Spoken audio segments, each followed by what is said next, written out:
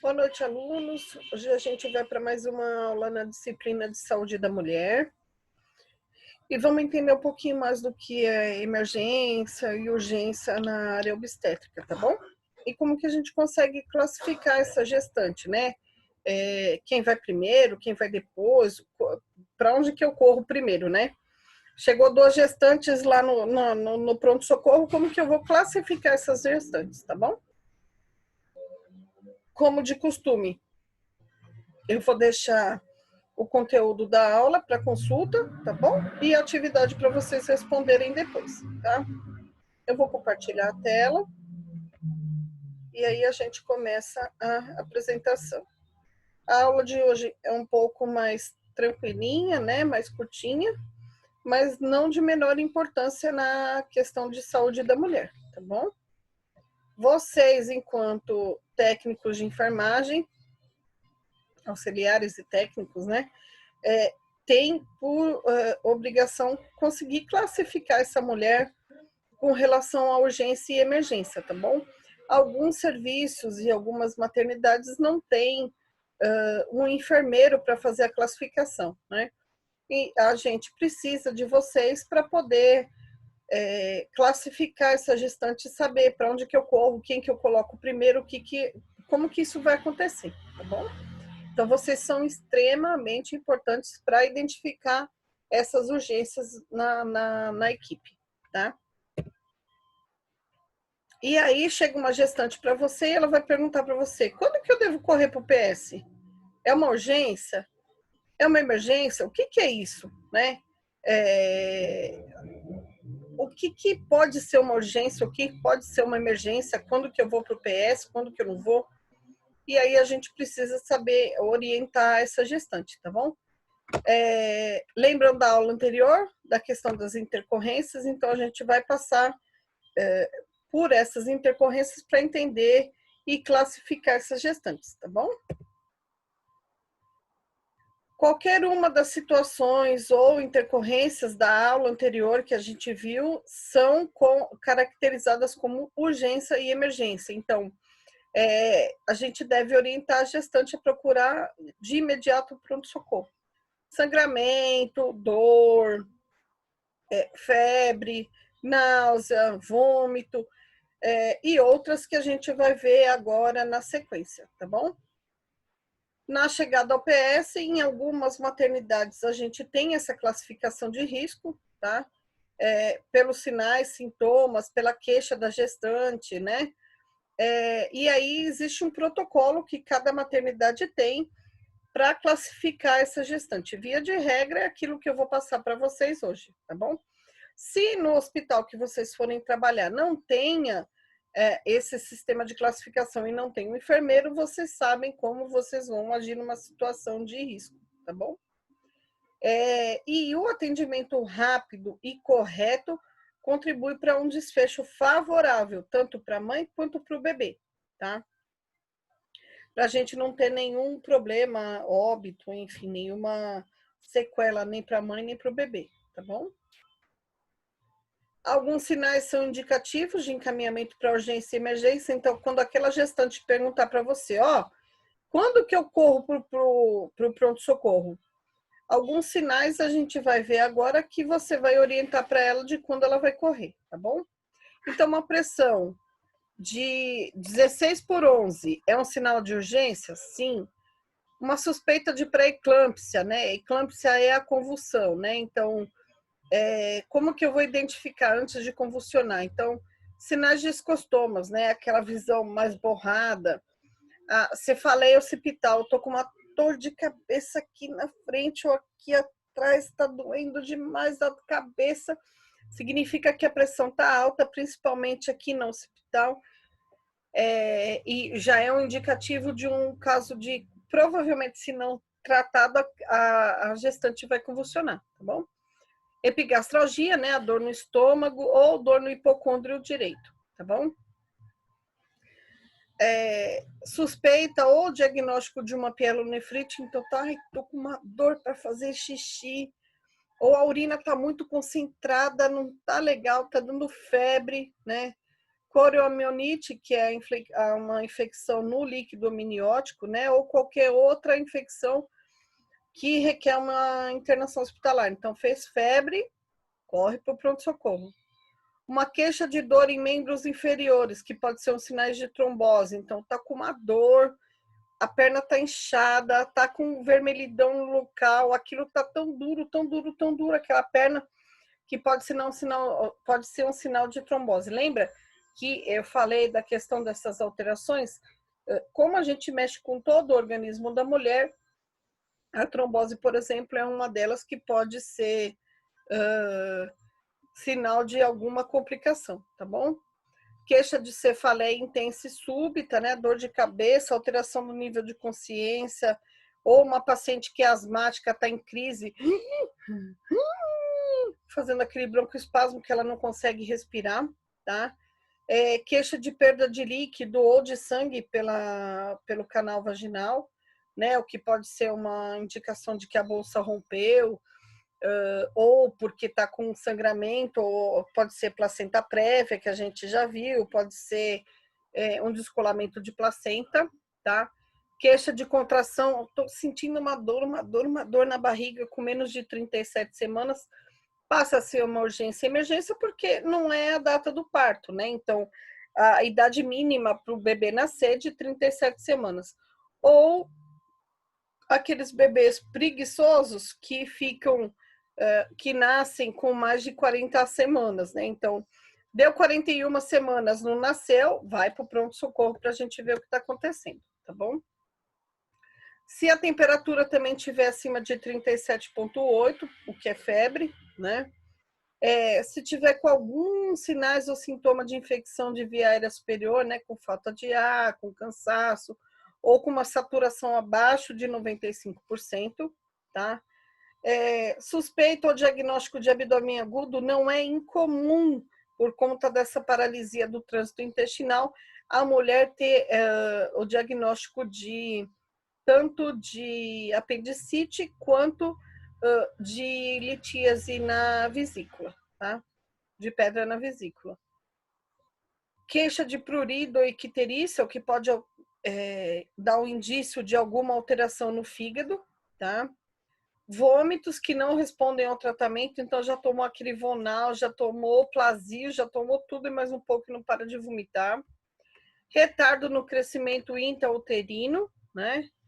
Oligodrâmino ou polidrâmino, ou seja, quando a gente tem pouco líquido ou muito líquido amniótico. Então, fui lá fazer um ultrassom de rotina e identificou uma dessas duas causas. Vai direto para o pronto-socorro para investigar isso, tá bom?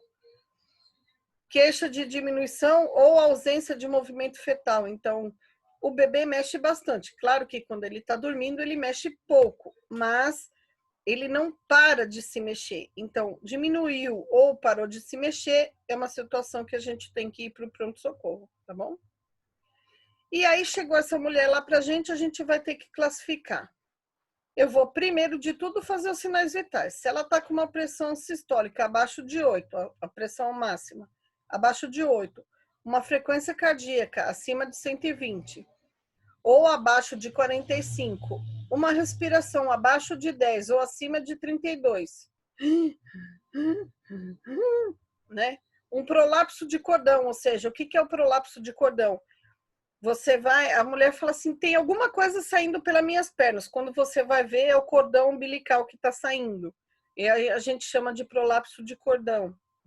Trabalho de parto em períodos possíveis. Então, ela já está em trabalho de parto, está com contração e o bebê já está saindo, que a gente vai ver na próxima aula as fases do trabalho de parto. Então, o bebê saindo é no período expulsivo. Sangramento vaginal em grande volume. Também é um risco de uma hemorragia, de uma complicação, e uma dor de 8 a 10. Então, ela está com muita dor, muita dor, muita dor, muita dor. Aí você pede para ela classificar qual que é a sua dor, dá uma nota para a sua dor, de 0 a 10, e ela dá uma nota 8, é um indicativo de uma urgência que a gente tem que classificar essa gestante como vermelho. E exteriorização de partes fetais não é incomum, a gente vê uma mãozinha, um pezinho, o cotovelo. Isso requer uma situação de emergência, porque a gente tem que levar ela com urgência para o centro obstétrico e fazer um parto cesáreo, tá bom? Chegou qualquer uma dessas condições para a gente classifica a paciente como vermelho e coloca ela direto na emergência, tá bom? Ah, professora, e como que eu classifico ela como amarelo? Então, vamos lá. Gravidez acima de 20 semanas em trabalho de parto. Então, tá com 21, 22 semanas, aí tô com contração. Ausência de movimentos fetais em menos de 24 horas. Então, de ontem para hoje, nossa, tá estranho, né? Meu bebê não tá mexendo. Uma pressão acima de 16/11 ou uma pressão de 14/10, mas com queixa de dor de cabeça, cefaleia, dor no estômago, epigastralgia e escotomas, né? Tô vendo umas coisinhas estranhas na minha vista. Isso já é um indício. Pressão de 16/11 sem algum outro sinal também é. Agora, 14/10, mas com algum outro sinal, pode ser um indicativo de eclâmpsia, tá? Que é quando a paciente já tá te dando sinais de que ela vai convulsionar, tá bom? Febre, sangramento vaginal com uma menor intensidade, mas com uma dor de 4 a 8 na escala de 0 a 10. Ai, tô com dor, tô com dor, tô com dor, tô com dor, tô com dor. Quanto que é a sua dor de 0 a 10? Ah, tô com dor 6. Trabalho de parto é um tanto quanto complicado, porque vai doer, né? E bastante. E aí, a dor é um tanto quanto relativo, mas a gente nunca pode menosprezar esses sinais vitais, tá bom? Êmese ou hiperemese com sinais de desidratação, então aquela gestante que tá vomitando, não para de vomitar, ela não consegue se hidratar, tá bom? Então você vai ver que a pele dela tá bem ressecada, né? As mãozinhas como se estivesse enrugada, tá bom? E aí, ainda assim, né, num grau mais elevado, fica com uma letargia, ela tá lá bem devagar, sonolenta. A pele seca, que foi o que eu falei, e o turgor pastoso, né? Então você puxa assim, ó, ela não volta rápido a pele, né? Vai demorar para voltar, como se estivesse sem água, tá bom? E como que eu classifico essas gestantes em verde? Então, chegou uma gestante para mim, ai, tô com uma febre. Tá com febre. Tá com algum outro sinal ou sintoma? Não. Então tá bom. A gente vai classificar como verde.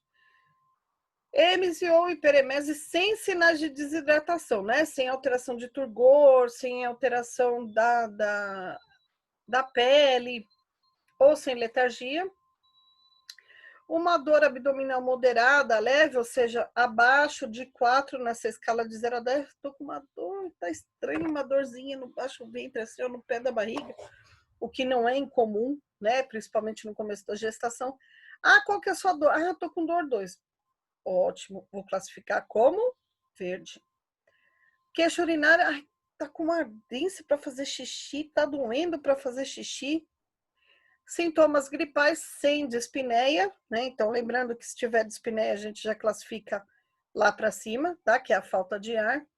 Então, tá com aqueles sintomas de gripe, ah, tô com o nariz tampado, corpo doendo, mas não tô com falta de ar, tá? A avaliação de uma ferida operatória, aquela gestante que veio para fazer, fez uma cesárea e tá saindo um líquido estranho do ponto, tá? Sinais de Bartolinite, não é incomum, lembra da glândula de Bartolini lá na entrada, né, do canal vaginal? Não é incomum essa glândula inflamar na gestação, né? Mesmo porque lembrando que a gente está com muito hormônio sendo produzido. Então ela pode ser, ela pode inflamar e aí é preciso ir para a cirurgia, tomar uma RAC e tirar essa glândula que está infectada, tá bom?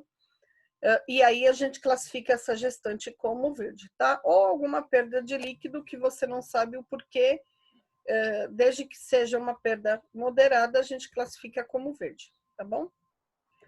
Por último, a gente vai classificar uma paciente como azul quando? Uma gestante que procura o serviço, minha menstruação atrasou, não sei o que está acontecendo, eu quero fazer um teste de gravidez. É uma urgência isso? Não, mas eu não posso deixar de atender essa paciente. Então, eu vou classificar ela como azul e aí ela vai ter um tempo de espera de até 4 horas para ser atendida, tá?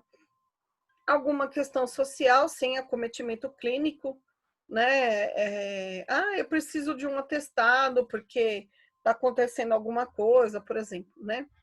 Ou uma gestante que vem para a gente orientar e fazer um curativo na ferida operatória, ou ela vem para trocar, ou pedir alguma receita, ó, putz, venceu minha receita de ferro, e eu não consigo pegar no postinho, doutor, pode trocar para mim, fazer uma receita, né? Atraso menstrual sem dor abdominal ou sem sangramento, então geralmente aquela que vai para tentar entender se ela está grávida ou não, tá? Alguma gestante que fez parto cesárea, por exemplo, que precisa ir lá retirar ponto, também não é uma urgência, mas dependendo do plano, dependendo do hospital que ela faz, ela tem que voltar no pronto-socorro para retirar esses pontos e não no consultório do médico, tá? Ou solicitação e avaliação de exame em caráter eletivo, que é o caso, eu quero fazer o beta-HCG, vou para lá, para o pronto-socorro. Vai, a gente vai atender, mas a gente vai priorizar as urgências e emergências e não a paciente, tá bom? Como eu falei, a aulinha era um tanto quanto mais curtinha, mas não menos importante para a gente aprender a classificar essa gestante, tá bom? A gente se vê na próxima aula. Dúvidas, eu estou à disposição, é só mandar o recadinho. Abraço a todos. Tchau, tchau.